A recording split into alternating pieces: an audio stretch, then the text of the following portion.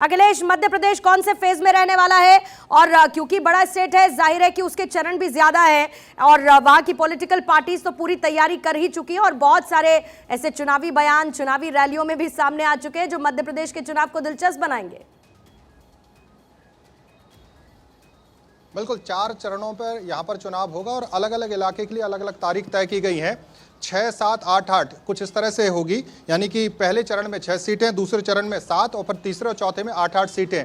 हम इलाकों का जिक्र करें तो 29 अप्रैल को 6 सीटें, यानी कि जो बेल्ट है महाकौशल का, सीधी की बात हो, शहडोल की बात हो, जबलपुर, बालाघाट, छिंदवाड़ा खास रहेगा पहले चरण में, क्योंकि इस पर बीजेपी की बहुत नज़र है, कमलनाथ का गढ़, इसको कैसे गिराना है। 6 मई को 7 सीट जो बुंदेलखंड का इलाका है वहां पर वोटिंग होगी, टीकमगढ़, दमोह, खजुराहो, रीवा, होशंगाबाद, बैतूल। 12 मई को ग्वालियर चंबल की बात आएगी सामने, मुरैना, भिंड, ग्वालियर, गुना, सागर, विदिशा और राजधानी में भी 12 मई को ही वोटिंग होगी। इसके अलावा 19 मई का जिक्र करें तो मालवा, जो कि मुख्यमंत्री का गढ़ है, वहां पर वोटिंग होगी 8 सीटों पर, देवास, उज्जैन, मंदसौर, रतलाम, धार, इंदौर, खरगोन, खंडवा।